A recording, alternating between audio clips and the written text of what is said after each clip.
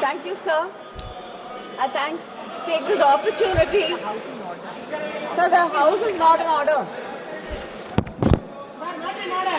House in order. The commission is student. हो जाएगा. Please, अपनी सीट पे बैठे please.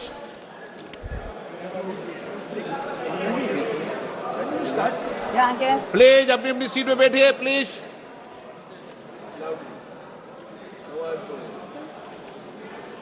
Thank you, sir.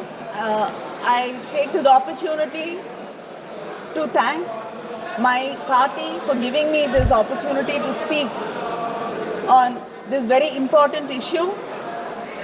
And I like to say, the Home Minister in his speech pointed out saying, he made it sound like we are less patriotic. We have never failed this nation. Yes. So DMK was the first party which took out a rally at the Chief Minister, Mr. MK Stalin. Muthuvel Karunanidhi Stalin was the first Chief Minister to take out a rally in support of our defense forces. After Sir. speaking, you can't just go, sir. After speaking, you just can't go. Sir. Wait for the speaker, sir. Sir, I'd like to bring to the attention of this House that when you call for an all-party leaders meeting, the leaders from the opposition parties came to the meeting and said that we stand with you. We stood with this country. You are against us. I think you go back, rewrite, reinvent history in all your speeches. I don't think even the Congress people remember Jawaharlal Nehru ji as much as you do. But I should thank you for that. Because of you, so many young people in Tamil Nadu have gone back to read Periyar and Ambedkar. And today, all over the world, young people are finding out and wanting to know more about Jawaharlal Nehru ji because, a person who had such power to change history, to do everything, and imagine having such kind of power till today, even you, whatever mistakes you commit is because of him.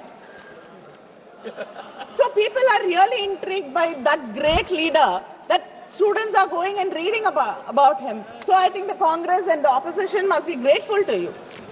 Sir, I also like to take this opportunity to thank the government for sending delegations out and giving opportunity to me to lead a delegation. The minister is here. Honourable member, please, just a minute. Please, other members, please be seated. माननीय सदस्यगण सब लोग बैठ जाइए. माननीय सदस्यगण सब बैठ जाइए सब. Please. No. You are not allowed. No. You are not allowed, sir. Please, madam, start. Please be seated. Please start. Sir, I think for the first time, the BJP has shown some confidence in the opposition, and they have sent us out as leaders of delegations, as part of delegation, to represent this country. I thank them. But also I would like to say, if an opportunity to lead these delegations did not arise, we would have been happier and more grateful. Why did these delegations have to go? Why did this attacks have to happen? Sir, some opportunities are not to be celebrated, but to be mourned. For they arise where peace has failed us. Absolutely. And it right. stems from the deepest of pain. Absolutely. We had to go on these delegations because peace has failed us. And you had failed the people of India. Yes. Absolutely right. Sir, today it's become a blame game. Even the Home Minister in his speech was only intent and only concentrating on blaming the opposition. You should understand, and as you proudly say, you are here in power the third term. And yesterday, the Home Minister in one of his interventions said that we are going to be here for another 20 years. We don't mind being here for another 20 years. In democracy, the people are the greatest and they are the supreme power. If people want to keep us here, we will bow our head in front of them and stay here. But it should not be the Election Commission and SIR which is keeping us here. And we need to protect democracy. I hope that the next discussion will be about protecting democracy and the election system in this country. Sir, you keep talking about the Prime Minister was there in Tamil Nadu. Suddenly they've discovered, before every election they discover great love and pride in Tamil culture. But just a few months before that, they do not want to accept the greatness of the Keeladi findings. You do not want us to talk about the greatness of Tamil Nadu, where our Chief Minister says that from Tamil Nadu is where the history of India shall be written. But you came to Gangaikonda Cholapuram. Remember the name. Gangaikonda Cholapuram. Gangai Kondavanavan. Gangai Vendravanavan. Tamilan Gangai Velluvan. Ninaival Vaitu Kollungal. Sir, you keep saying that you are Vishwaguru. I want to know, what did the Vishwaguru, every time there is an attack, this is not the first time. Just this year, in May 24, in Jaipur, there was an attack. Again, pilgrims, because of 33 of them were injured and 9 people died because of terrorist attack. Again, in October, there was an attack. In November, there was an attack in Srinagar. And in April, Pahalgam. In Pulwama, they brought 240 kgs of RDX.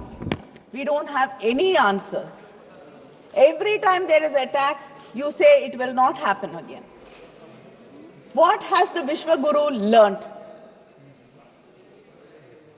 Vishwaguru is not teaching anybody anything. But what have you learnt? You have not even learnt humility. When Mumbai attacks happened, the Prime Minister of this country came out and apologized to the people of this country, saying that this should not have happened and we should have prevented it. Learn the humility from him. He is no more. Who takes responsibility for what happened to the people in Pahalgam? They were innocent tourists. They believed you, trusted you, and came there thinking it is a safe place. But they lost their lives, their loved ones. Have you reached out to these victims actually? What compensation has the union government given them? Everything, responsibility is shifted to the state governments. It's the state governments who have to take care of them. What has the union government done? Nothing. When we went to Spain, it was so heartening to see that the government was supporting NGOs, organizations, which were taking care of more than 4,000 terror victims. These terror victims are not only the people who die or lose limbs. It is the families. It is their children. The pain is there for generations. What have you done for the terror victims of this country? Do we have such organizations? Do we have such support groups? But even if there are support groups, you will say the funding is coming from somewhere, something else. It is some religious conversion and you will be arresting people. You will not be supporting it.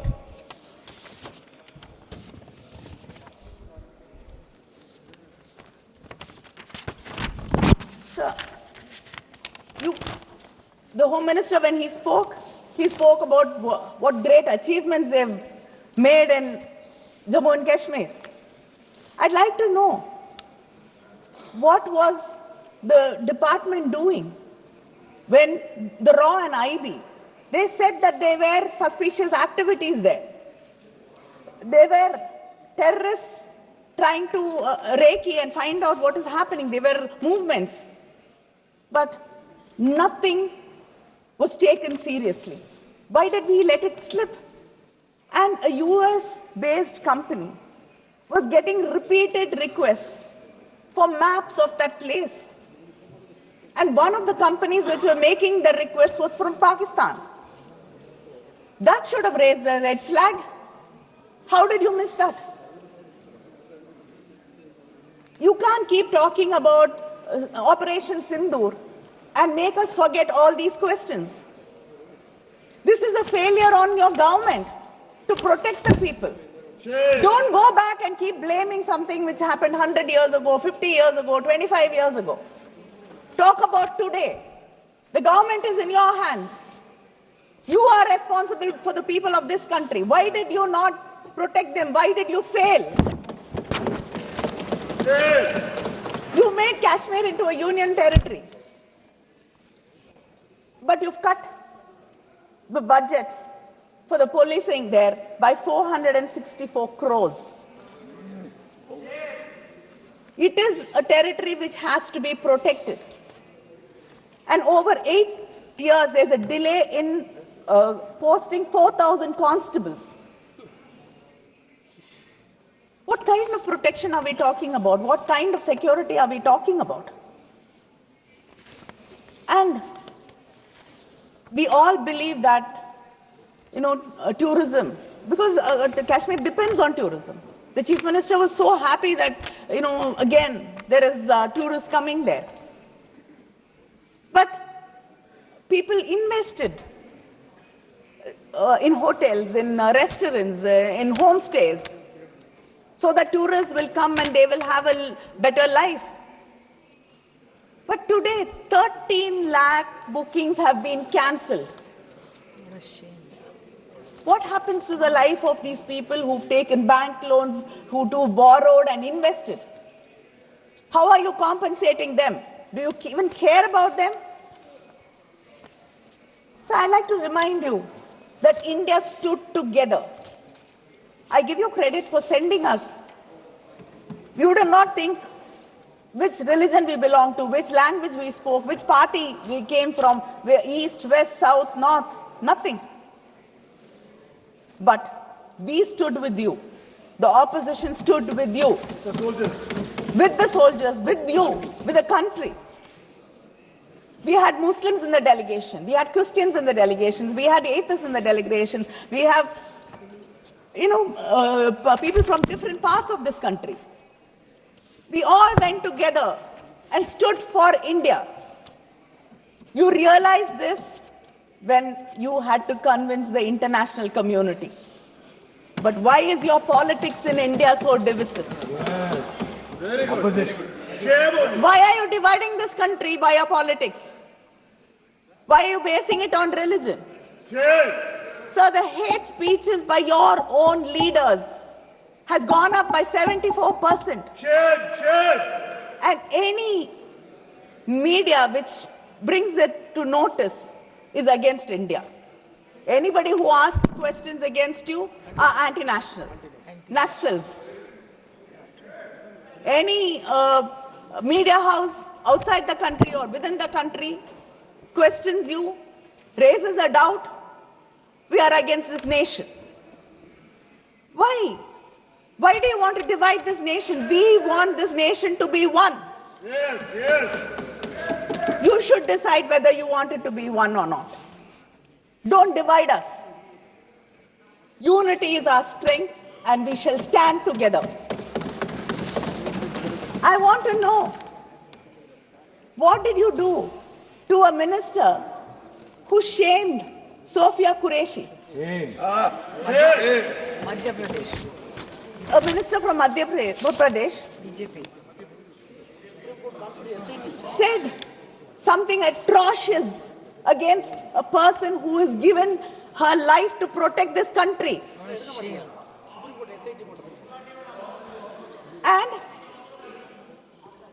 And another member of the BJP, he shames the victims, saying they did not have the spirit of warriors. Who decides what is the spirit of a warrior? What action have you taken against these people? Nothing. Has any leader condemned them? Your own officer, Mr. Vikram Mistry, his family was trolled, condemned, insulted. Shameful. Did somebody come out in support? Own officers. Sir, you should understand that dividing this country, not standing by its people when they need them, is not what we expect out of a government. When we stand by you, and yet you do not trust us, you do not believe us. After Operation Sindoor, before the Operation Sindoor, everybody came together, said we stand by you. After that, we all went, rallied behind you and said we justify what the government did. We stand by the government of India. Have you ever invited the leaders from the opposition after that and explained to us what happened? I want to believe you. I do not. உங்களை நான் எந்த விதத்திலையும் ஏத்துக்க தயாராக இல்லை. உங்களுடைய ஐடியாலஜியாக இருக்கட்டும், நீங்க இந்த நாட்டில் விதைக்கக்கூடிய விஷ விதைகளாக இருக்கட்டும், அவை வேறறுக்கப்பட வேண்டும் என்பதிலே எனக்கு இருவேறு கருத்துக்கள் கிடையாது. ஆனால் இந்த நாடு என்று வரும்பொழுது இந்த நாட்டின் இறையாண்மையை நான் நம்புகிறேன். ஆனால் இன்னொரு நாட்டிலே இருக்கக்கூடிய ஒரு தலைவர் குறைந்தபட்சம் 25 முறை இந்த பாகிஸ்தானுக்கும் இந்தியாவிற்கும் இடையே போர் நிறுத்தத்தை கொண்டு வந்தது நான் என்று சொல்கிறார். I don't want to believe him. I want to believe you. But what narrative have you set for me to believe?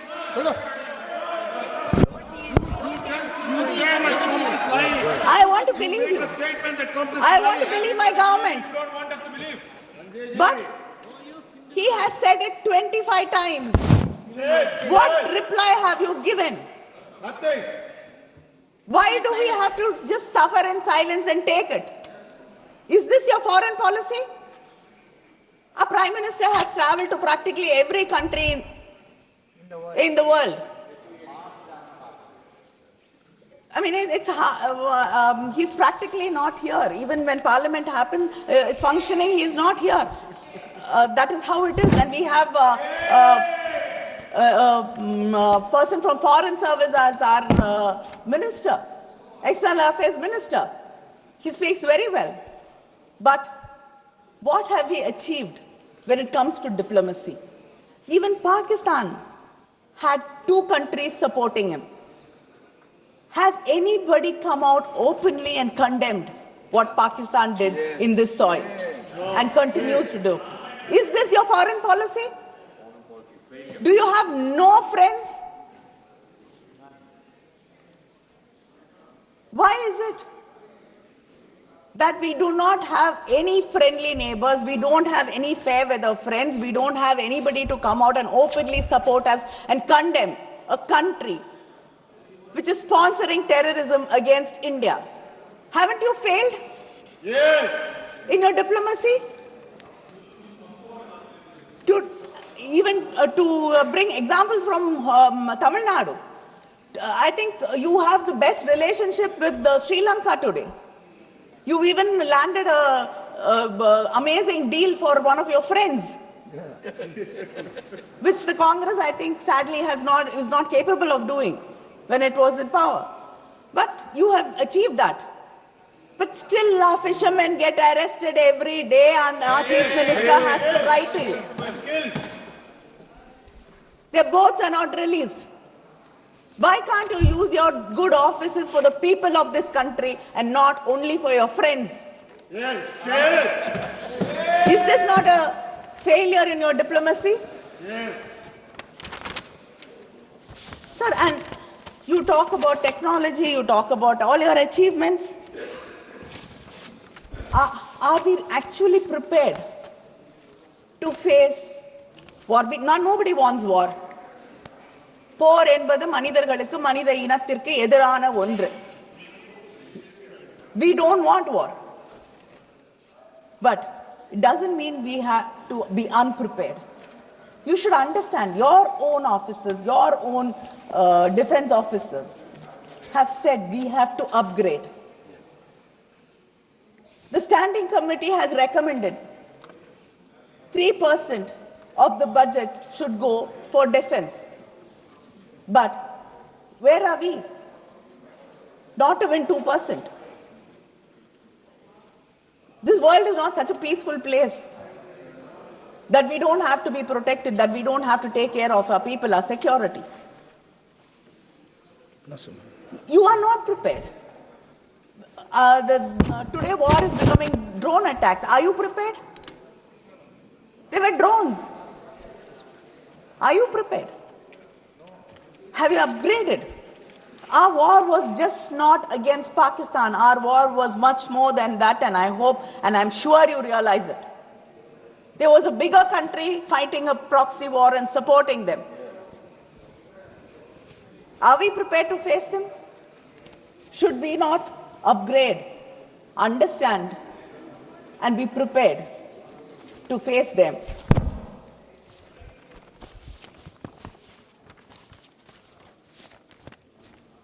And I'd like to end my speech saying that the Vishwaguru has failed us. The Vishwaguru has not learnt any lessons. The Vishwaguru has not taught any lessons.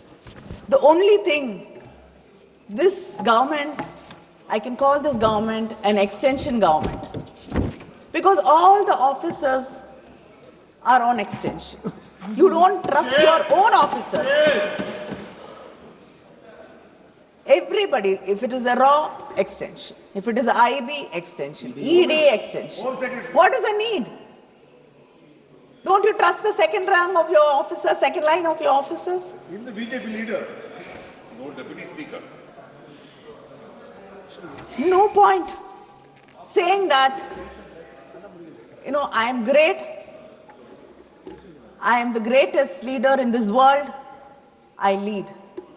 I'd like to say, valor is not a sword soaked in blood and bloodied victory, but it is in the silence of a battlefield never summoned. The fiercest leader is not the one who fights to win, but the one in whose presence no war can begin. அப்படிப்பட்ட ஒரு லீடராக, ஒரு அரசனாகத்தான் கங்கை கொண்ட சோழன் இருந்தான். வந்தீர்கள், பாடம் கற்றுக்கொண்டு வந்திருப்பீர்கள் என்று நம்புகிறேன். நன்றி, வணக்கம்.